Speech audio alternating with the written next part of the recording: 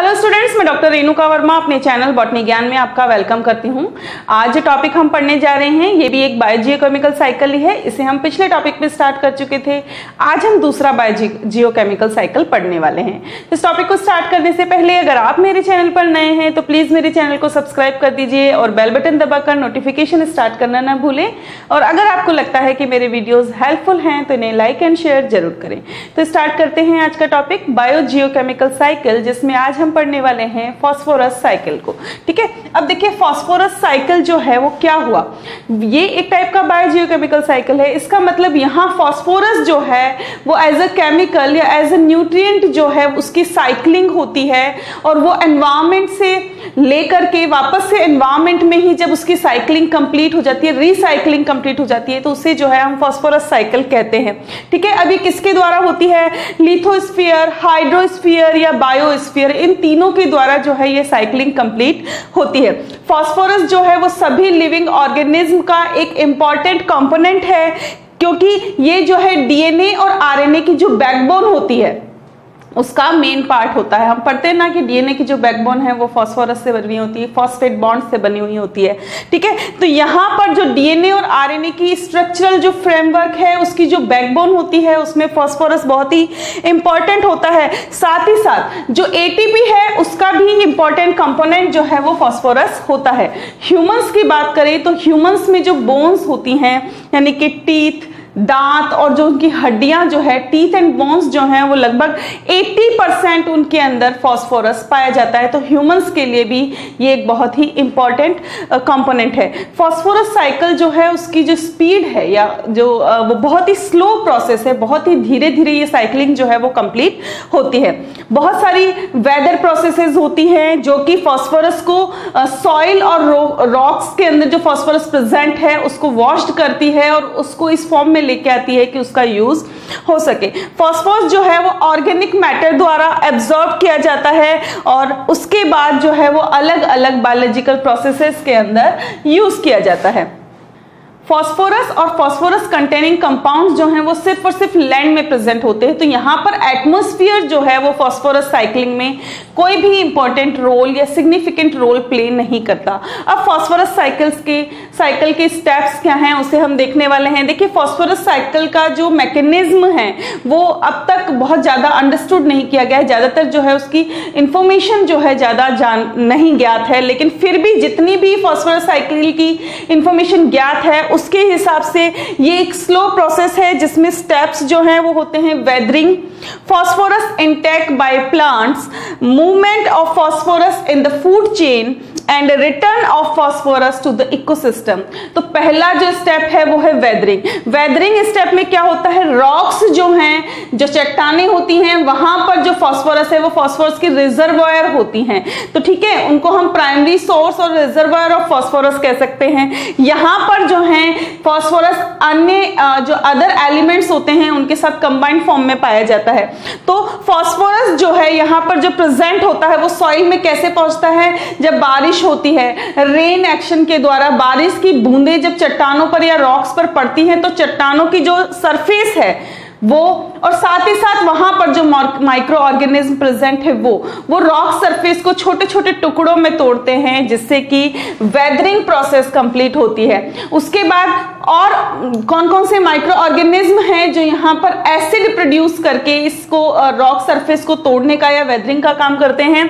Actinomycetes, Pseudomonas, bacillus, Aspergillus, Penicillium, ये सारे के सारे जो हैं वो सॉइल के अंदर जो फास्फोरस प्रेजेंट होती है उसको सॉल्युबल करने में या उसके सॉल्युबलाइजेशन के अंदर यूज होते हैं और उसे प्लांट और अदर एनिमल्स को प्रोवाइड कराते हैं। रेन जो है वेदरिंग प्रोसेस में तो हेल्प कर ही रही है। साथ ही साथ रेन जो है, रेन वाटर के अंदर रॉक सरफेस पे या रॉक में जो फास्फोरस प्रेजेंट है वो सॉल्युबलाइज हो जाता है और वो रेन वाटर के साथ ओशियन में चला जाता है। ठीक है, इसके अलावा और भी अन्य जो नेचुरल प्रोसेसेस होती हैं जैसे कि वॉल्केनिक एक्टिविटी हो गई, एस्टेरॉइड एक्टिविटी हो गई, ये भी जो है वो सॉइल के अंदर फास्फोरस को रिलीज करने में हेल्प करते हैं। दूसरा, जब एक बार फास्फोरस रिलीज हो गई, सॉइल में आ गई, ओशन में आ गई, तो वहां पर जो प्लांट्स प्रेजेंट हैं वो कैसे उसका इनटेक करते हैं, ये इसका दूसरा स्टेप है कि फास्फोरस इनटेक बाय प्लांट्स। तो जो सॉइल में फास्फोरस अवेलेबल है उसे अलग अलग लिविंग बींग्स जैसे कि प्लांट्स और माइक्रो ऑर्गेनिज्म जो है उसको सॉइल से इनटेक करते हैं। ठीक है, जो अमाउंट ऑफ फास्फोरस है जो कि अवेलेबल होता है प्लांट्स को वो बहुत ही कम होता है, लेकिन जो फर्टिलाइजर सॉइल के अंदर मिलाए जाते हैं उनमें फास्फोरस का जो अमाउंट है वो ज्यादा होता है, जो सॉइल की फर्टिलिटी को बढ़ाता है और प्लांट की ग्रोथ को इंप्रूव करने के अंदर हेल्प करता है। जो एक्वेटिक प्लांट्स हैं वो कहां से फास्फोरस लेंगे?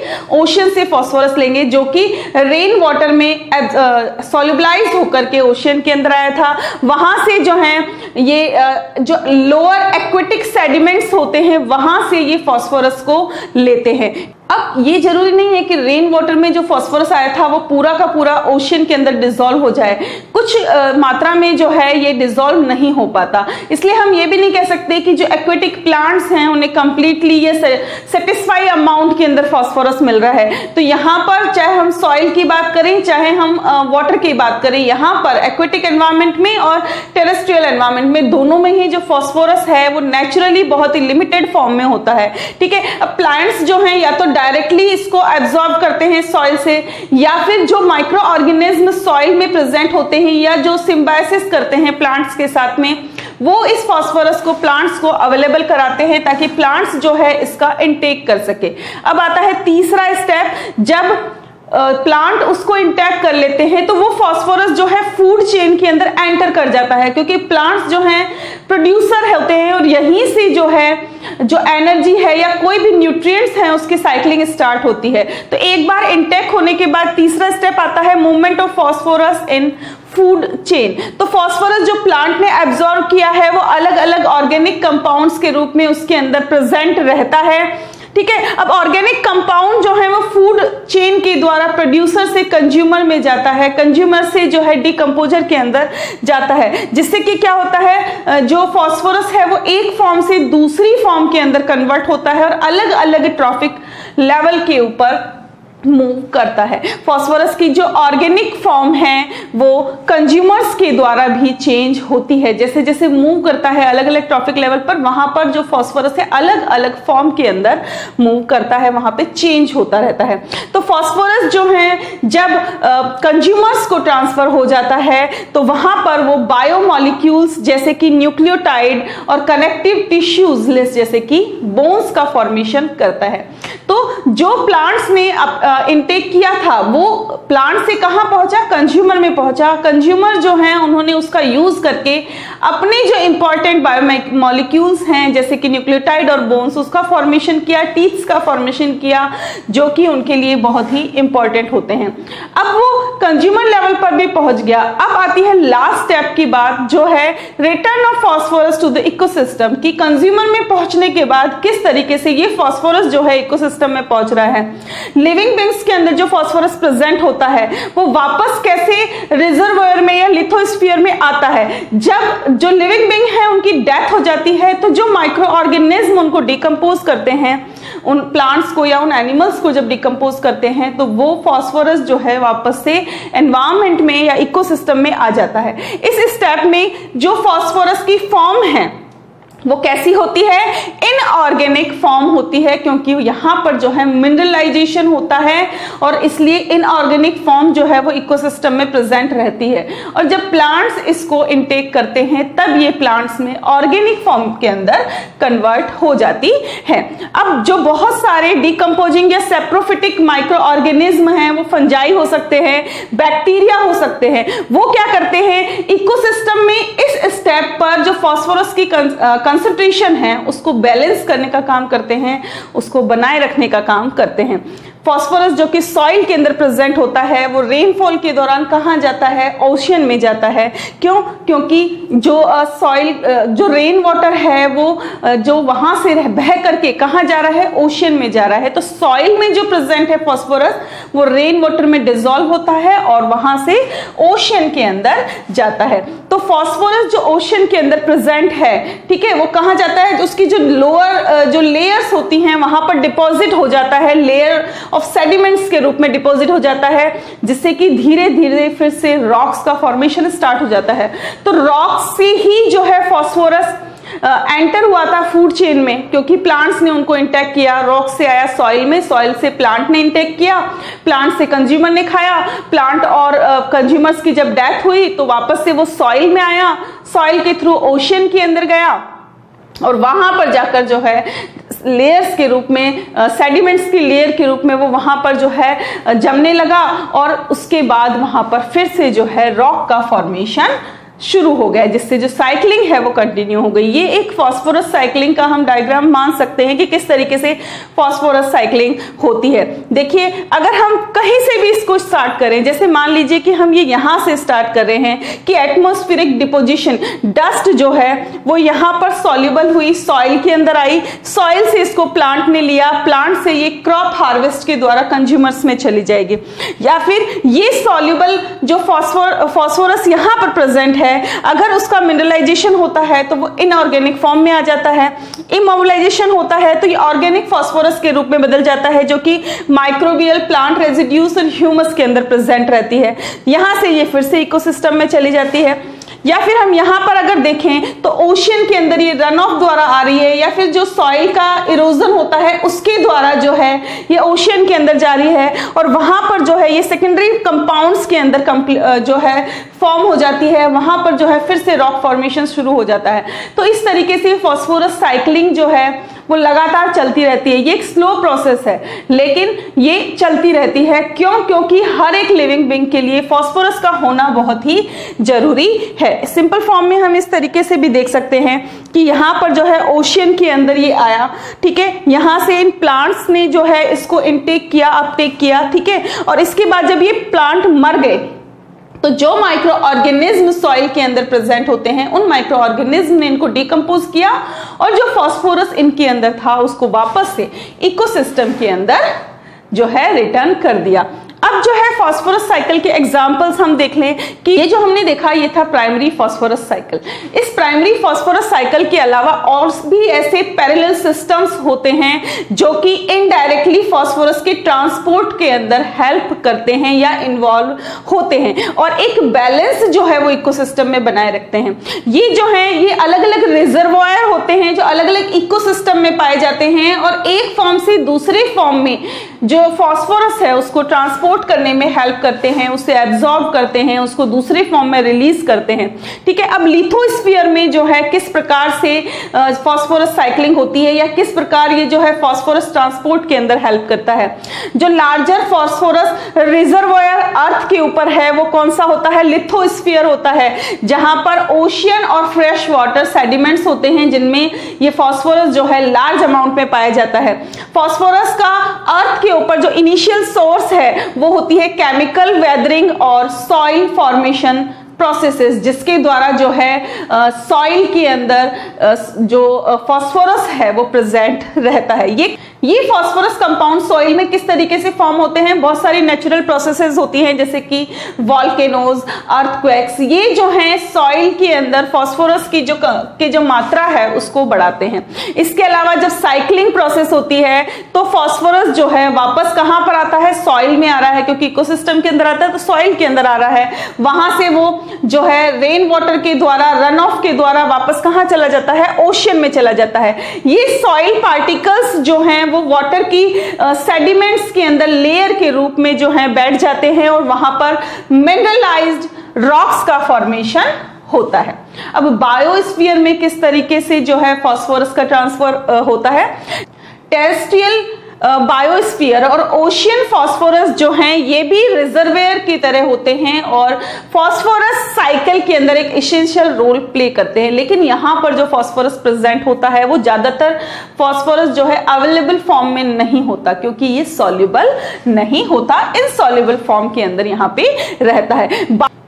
तो बायोस्फीयर वैसे तो जो है एक सिंक की तरह काम करता है जहां पर एक्सेस फास्फोरस को स्टोर किया जा सकता है।